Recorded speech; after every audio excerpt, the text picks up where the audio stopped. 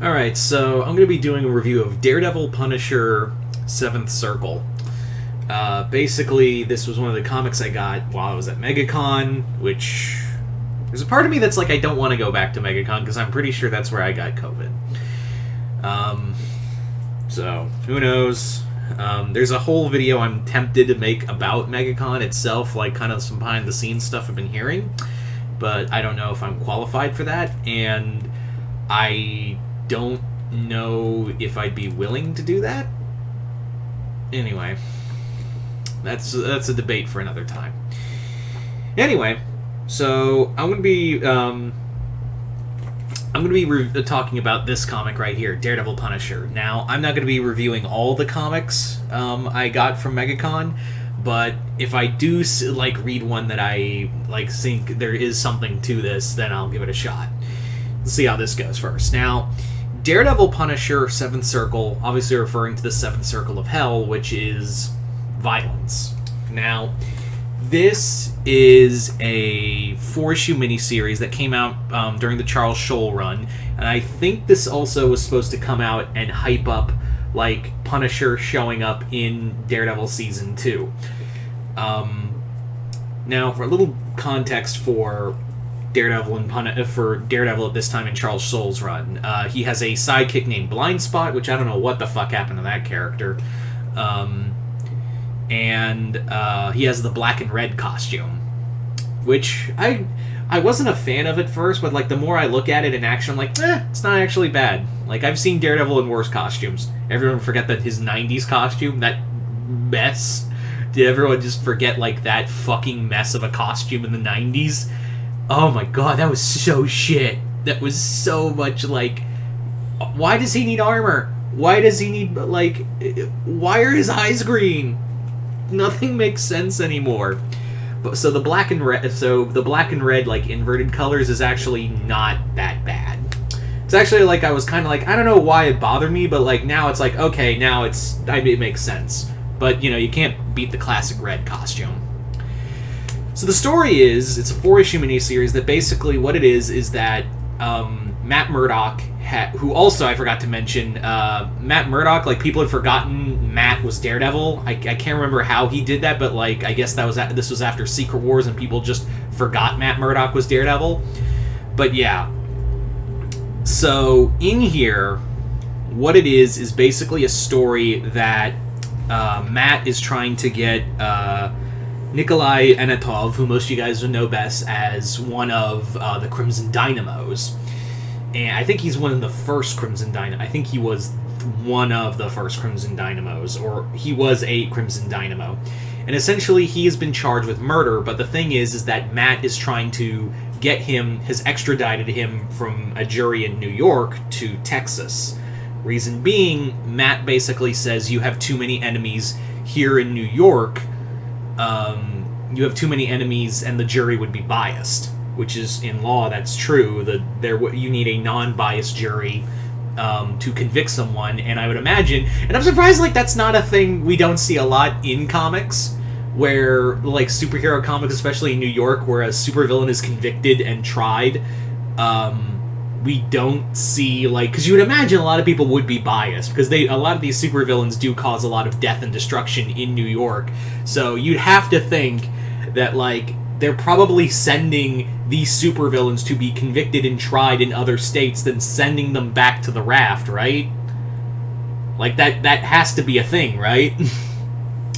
Anyway, but Anatov did do something, that earned Matt to do this, but of course, the Punisher has shown up, and the two are in a conflict to battle for this. Now, this is a straight-up action comic. It's a 4-issue miniseries. It doesn't kind of wax poetically on what is justice or whatnot, because it literally goes, yeah, you've heard this story from Matt and Frank before, and they're not going to change their viewpoints on either.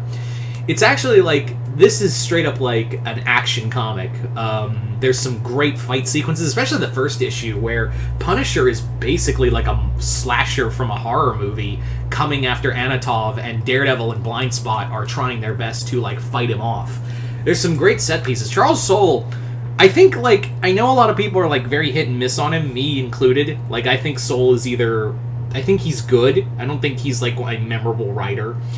But I do think if it's one thing Soule is actually good at, I think he's good at doing an action piece. He's actually really damn good at doing action sets in these comics, especially like when he did his Vader run. I think his Vader run had some very like kinetic fight sequences in there and action sequences in there, and that's exactly what you get in here. Is just straight up, it's a fight between Daredevil and Punisher. There is some minor team ups here and there, but for the most part, it is Matt and Frank clashing once again.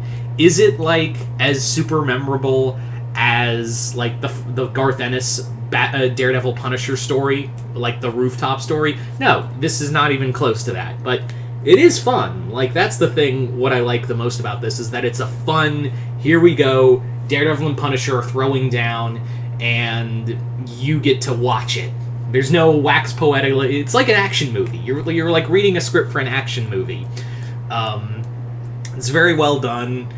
I also like the big reveal that the reason why Matt chose to convict Anatov in Texas is because Anatov poisoned a rival gangster's food and wiped out 4 generations of their entire family. And B, Texas has the death penalty, so if Anatov does go get convicted, found guilty, he will be sentenced to death. And Punisher brings up that point of, you're basically, I'm cutting out the middleman. Like, Matt Murdock is sending this guy to die. Texas will convict him. It's fucking Texas. They will convict you on if you killed a ham sandwich. Let me just do this. And Matt's whole thing is maybe, but the court has to decide. That's not up to you. That's not up to me.